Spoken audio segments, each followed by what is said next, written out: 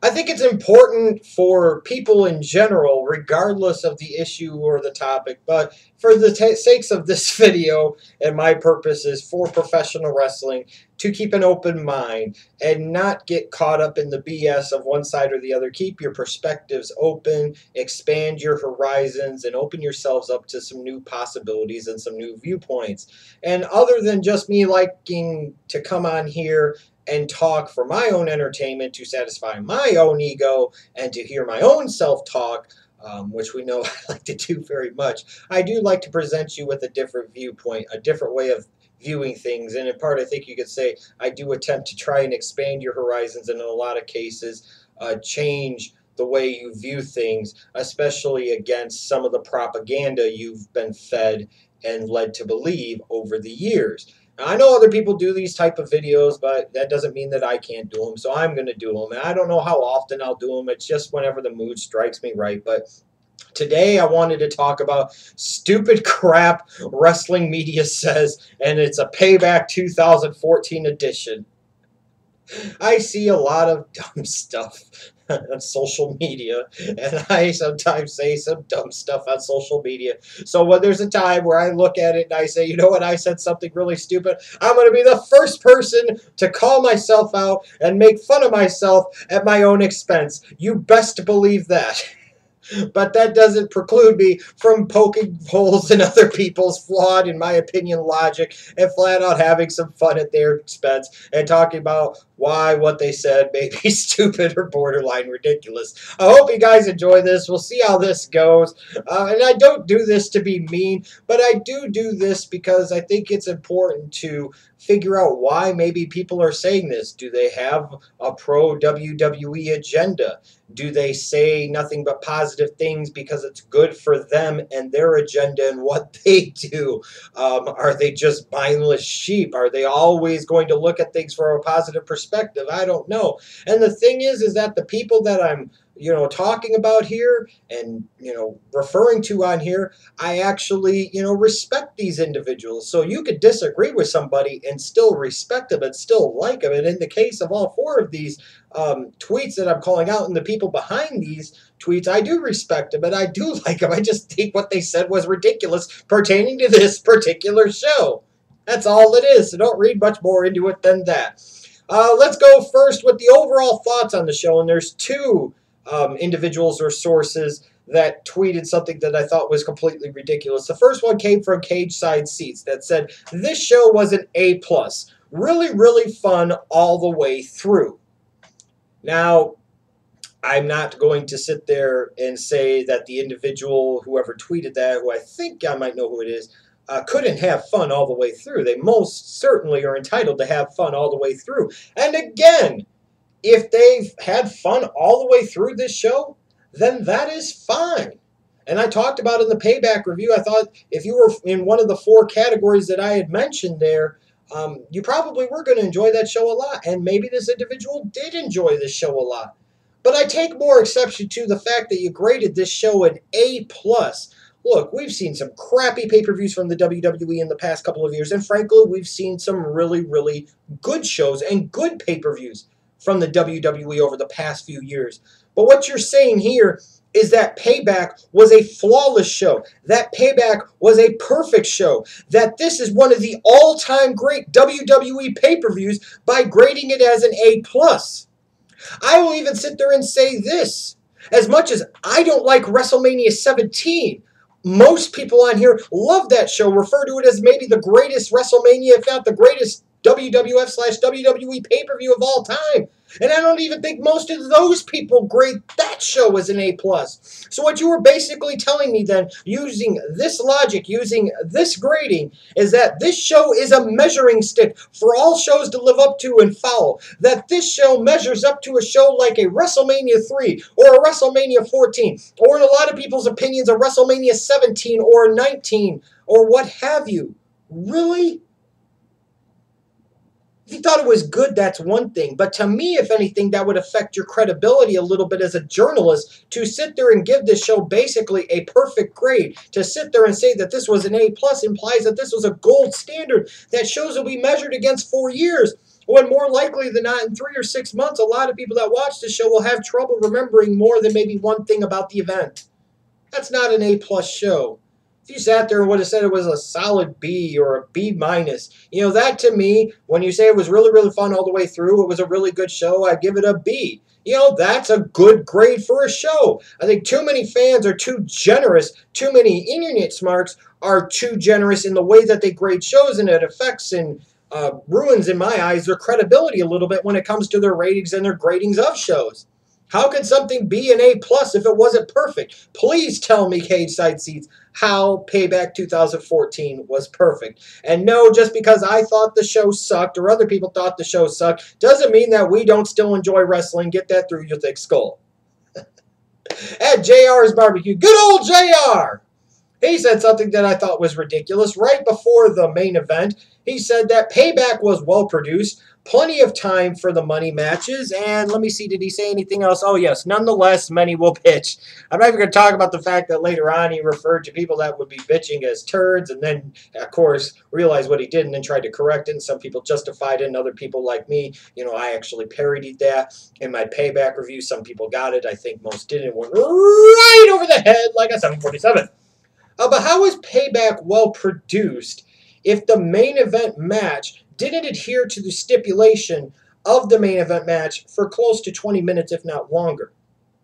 Just because the money matches had plenty of time, that doesn't mean that the show was well produced either, because that could mean that the matches had too much time, or that the matches were overbooked, or were poorly mapped out, poorly planned out, poorly executed. The finishes were bad. And I'm not saying those all apply to the money matches like Cena versus Wyatt or Shield versus Evolution. But just because matches had plenty of time does not always necessarily make that a good thing. It's about what you do with the time.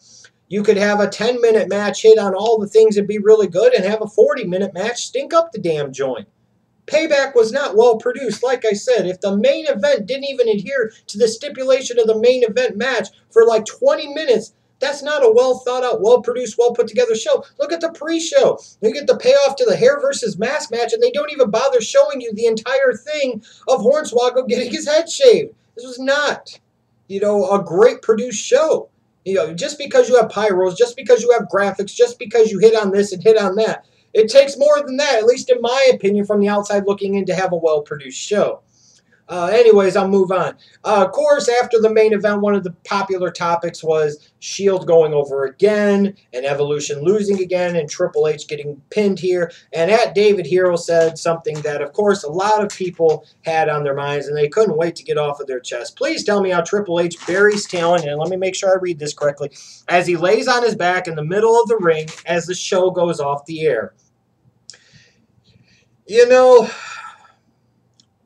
There's something to be said for being a total, complete WWE kiss ass. And I'm not saying that David Hero is, because at times I see where he does actually criticize or critique things pertaining to the WWE.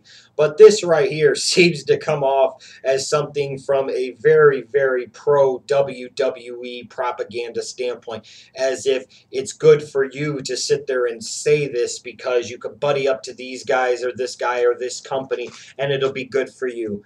Let's not insult the people's intelligence here. Now, don't get me wrong. Triple H, I think, as he transitioned into a front office and executive type of role and shifted away from being a full-time in-ring performer, I think has expanded his horizons, and I think has more properly educated him on the importance of it, not just always being about Paul Levesque and not being about Triple H all the time. And that at some point in time he understands now, I think better than he did 5 or 10 years ago, that you have to do something to help out the future and the next generation. Now, I think at times Triple H has gotten a bad rap, because he put over Batista like $1 million. He put over John Cena like $1 million back in the day. He really helped those guys out.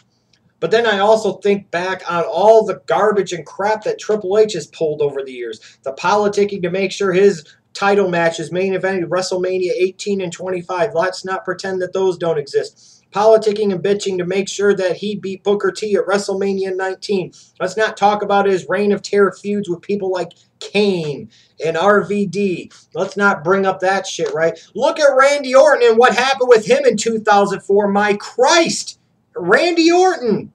I think back to when Jeff Hardy won the WWE Championship. It was a triple threat match, and Triple H made sure he rolled out of the ring so that way Edge would have to eat the pinfall. There were a lot of things that Triple H would do to either bury talent or put himself over or make sure that somebody else had to do the dirty work and eat the pin. You know, if you want a more recent example, ask Sheamus what it's like to work with Triple H at WrestleMania 26. Ask CM Punk what it's like to work with Triple H. Let's not get too revisionist in our history here. And let's not try to sit there and use recent examples to wipe out and ignore an entire career's worth of work just to fill your own type of agenda or to support a certain type of propaganda, because frankly, it makes you look like a moron in this case. And then the last one pertaining to the John Cena-Bray Wyatt feud comes from the guy that does Chair Shot Reality at Justin LaBar. And make sure you guys give him all a follow on Twitter if you haven't already. I'm sure most of you do already. But he said, Cena wins the rubber match. Heels meant to lose more than win. Wyatt credibility increased a lot last 2 months. Heels are designed and meant to lose more than win. Are they really? Does that really make much sense? You know, the old tried and true WWE formula would be, you know, you have a count out, a DQ, and then you'd have like the steel cage. That was kind of your 1, 2, 3 in some particular order. DQ, count out, you know, you get what I'm saying, a steel cage match. That used to be the formula. And usually maybe you would have the heel lose via count out. And then you would have him win via DQ. Or maybe if you really wanted to get some heat on the damn heel, you would have him win via countout and then lose via DQ. And then you set up to the big rubber match. The problem in today's WWE, Justin LaBar, is that too often the faces are booked too dominant to the point where they become the obstacles. And as a result, whether some people understand what I'm getting at or not, a lot of other people do, they become the obstacle. Therefore, they become the ones to root against, therefore making them, as a result, a fucking heel. And nobody fits into this profile better today in the WWE than John Cena. No, if anything, especially when you are trying to establish somebody like a Bray Wyatt, you need to do everything you can to make him look like a strong, viable threat and legitimate contender, the type of challenger that John Cena hasn't faced since he faced The Rock, let's say, just for example. Bray Wyatt needed to go over at WrestleMania 30. Especially since he got help, he needed to go over at Extreme Rules in the steel cage match. And then maybe here in the last man standing match, you could have John Cena have it be one-on-one, and he wins the way that he did against Bray Wyatt, but again, one-on-one. You had Bray Wyatt get help at WrestleMania, and he still lost. You had him get help at Extreme Rules in a steel cage match, 3-on-1. Damn near lost. It took a kid singing in a robe for the guy to win. That doesn't do anything to help his credibility. You could sit there and say that Bray Wyatt's credibility was helped a lot over the past 2 months. No, part of the credibility is people believing that this guy is a badass motherfucker that could beat anybody. He can't beat John Cena with help, so he sure as hell can't beat John Cena straight up. I would think, if anything, Bray Wyatt's credibility as an actual character was helped more by beating a Daniel Bryan straight up clean at the Royal Rumble. Winning that 6-man tag against The Shield, who has since beat Evolution in 2 straight pay-per-views, by beating them at Elimination Chamber. I would think those would be the type of things that would help his credibility more. You could sit there and say, well, he was elevated by even being able to feud with John Cena. How many times have we seen the same formula play out? How many times have we seen the same hot garbage? You ramp up somebody and you build somebody up, in the case of Bray Wyatt, just so that way you could serve him up on a platter to John Cena, so that way he can knock him right back down the mountain. Bray Wyatt's character got over more maybe in the past couple of months because he has turned face by the crowd because they love him. He is something different. He is entertaining the breaks off of them. And Cena is doing the same old shit and represents more of the same old crap that has put the WWE in the position that they are in. But that doesn't mean that heels should be losing more than faces, especially today in WWE. I think that's ridiculous and stupid. And that type of mentality contributes to the type of problems that the WWE has, where their heels get cheered and their faces get booed, and all the while they don't create new stars. And how has Bray Wyatt's credibility helped when the one time out of 3 major matches that he wrestled Cena, the only way he won was because of a singing kid in a robe? Look at all the tag matches on Raw where they would clearly establish that Cena could still beat him before there was a DQ, and all the other tag matches where Cena still came out on top. How did that help Bray Wyatt's credibility? Damn it. Come on, people, think. And for these people that you know you have an audience, you know you have people that watch you, that listen to you, that follow you, could we start to stop having such a pro-WWE agenda? Could we stop towing the pro-WWE propaganda line and think about what we're saying here? Can we have some accountability for some of the hot garbage that we say here? Because at some point in time, it's this type of crap, not my type of crap. It's your type of behavior, not my type of behavior. It's the things that you say, not so much what I say, that help contribute to the problems that allow WWE to continue to live in its kind of isolationist bubble where they think they can do no wrong when that is clearly not the case. I've seen people like JR and David Hero and Justin LaBar and the folks at CageSide Seats say a lot of intelligent, insightful, witty, and just flat out spot on things. But when it comes to Payback 2014, not so much. So let me know. Oh, and to answer to David Hero's thing again, you guys are free to chime into the comments. I'm sure I left out all types of examples of Triple H elevating himself at the expense of others and burying other talents in one way, fashion, form, or another. Please, please, oh please, validate what I'm saying because you know it's there and you know it's true, especially when it comes to Triple H.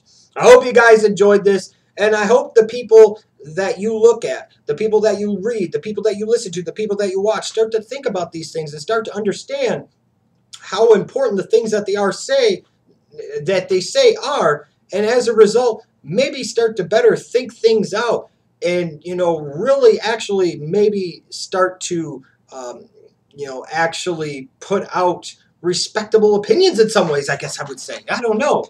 It disappoints me because I would expect better, but maybe I should know better.